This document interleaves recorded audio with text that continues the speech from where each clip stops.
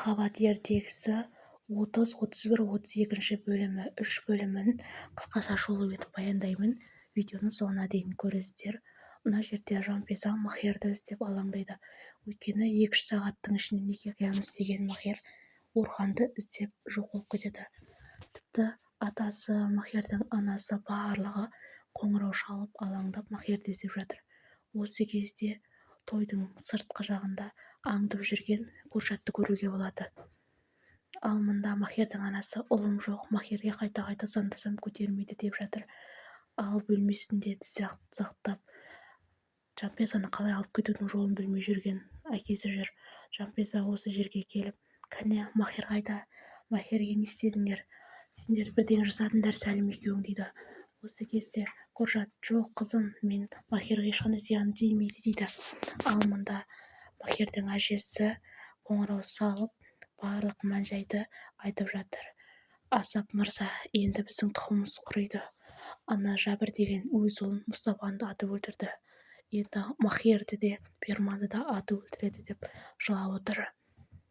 Ал мұнда Асла дзақтап, ол да қашан келеді дейді. Егер Жанпеза келсе, атасының қолында өлетінін біледі. Сондықтан да Сәлімге жалынады. Мені атама бермеші, өтінем. Мен осында қала берейін. Мен ешқайда жібермеші деп жалынады.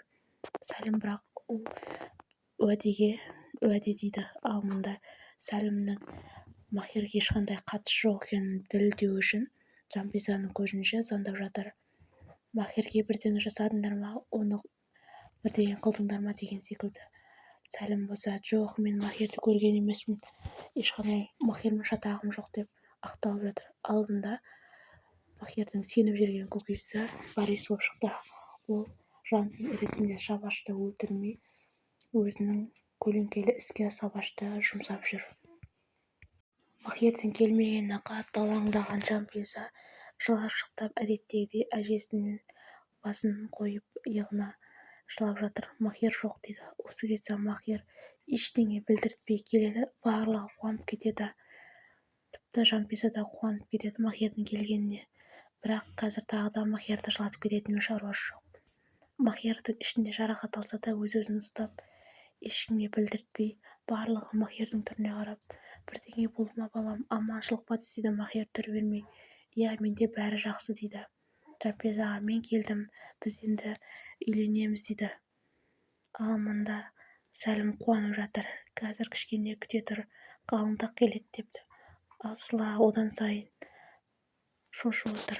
Кәні сенің атаң келеді, енді атаңа бара ғой, енді сен тұтқын емессің дейді. Ал мұнда неге уже оқылып жатыр. Осы кезде қалыңдық ойланып отыр. Ол өзінің иә деп жауап берудің орнына әлі де жауап бермей, бұрынғы алғаш рет Махермен кездескені, сол түнде Махер екеуінің араларында болған жағдайлар, тіпті әкесінің енді Махерді тастап кетсең той күні Сыла аман қалады. Сыланың және оның ішіндегі баланың қанын мойнына жүктемейсің. Сол үшін де тойда ерікті түрде бас тартуға мәжбүр болып. Осы кезде жоқ, мен үйленбеймін, өйткені мен Куршаттың қызымын, мен Қанішердің қызымын деп тойда кәдімгідей бас тартады. Барлығы таң қалады.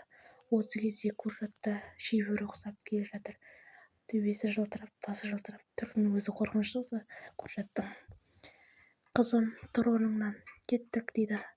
Махер оса жынданып, жоқ, ол бармайды дейді. Сен неге келдің? Бұл жерге қалай келуге дәтің барды? Сол кезде мен Жанпезаның әкесімін. Мен қызымды алып кетуге құқым бар. Қызым бұл некеден бас тартады. Осы кезде Жанпеза да, иә, мен Куршаттың қызымын, мен некеден бас тартамын. Осылай ерікті түрде айтады. Абылайынша Сыла үшін ғой, тағы да өзіне Қанішер болып, әкесі сияқты өмір бойы Қанішер деген атақталмау үшін амалсыз жылап бас тартады. Бірақ Махер түсінбейді. Жанпеза, Жанпеза деп жылап, осы жерде есі түсінен танып жерге құлайды. Махердің анасы да жылап қалады. Ол әлгі оқтың кесірінен қайтадан иесінен танып құлайды.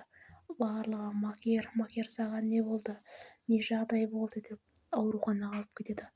Осы кезде ғана анасын есіне түседі. Күйеуінің өлгені кезіндегі болған оқиға. Сол кезде ғана анасы қатты жылайды. Менің күйеуім Мехметім өлді ғой, өлді, менің Мехметім өлді деп больницаның ішінде өзінің кезіндегі күйеуінің көз алдында өлтіріп кеткені, баласының қайғырғаны, өзінің де қайғырғаны барлығы елестейді, көз алдына елестеп түседі. Осы жерде мен де жылап алдым, Махирдің анасымен қосылып, күні өте аянышты. Мені күйеуім шынымен де өлді, мен күйеуімнен айырылдым деп енесін көріп, енесімен де құшақтасып жылайды. Енді менің күйеуім жоқ, ол шынымен де өлді, ол өлді деп бір сөзді қайталай береді. Оның баласының өлгеніне енді ғана сезінгендей. Қанша жерден бұл әйелді жек көрсе де, кемпір Асеп ханым оны құшақтап екеуі жылап жатыр. Өйткені оның баласы болса, оның күйеуі. Ал мұнда Жампиза қайғырып келе жатыр. Енді не істеймін, не істемек ойым бар деп. Өз аяғымен той күні Махирді тастап, сол тойды жасамай-ақ кетіп қалуына болатын еді, Махир қиналмай, Махир келмеген кезде. Ал мұнда Сәлімнің екі езуі екі жағында. Өйткені мен ұтылмаймын, мен жеңдім дейді. Бізде ешқандай Жанпизаға деген сезімі жоқ. Ал Сылаға атасы келді. Енді сен боссың, бостандыққа кеттің дейді. Сыла әлде жалынып жатыр. Өтінем, мені атама бермеші. Мені бұл жерде қала берейін. Болмаса мені басқа жерге, Лондонға жіберші. Өтінем, атама бермеші деп қанша жалынса да, бірақ ешқандай нәтиже жоқ.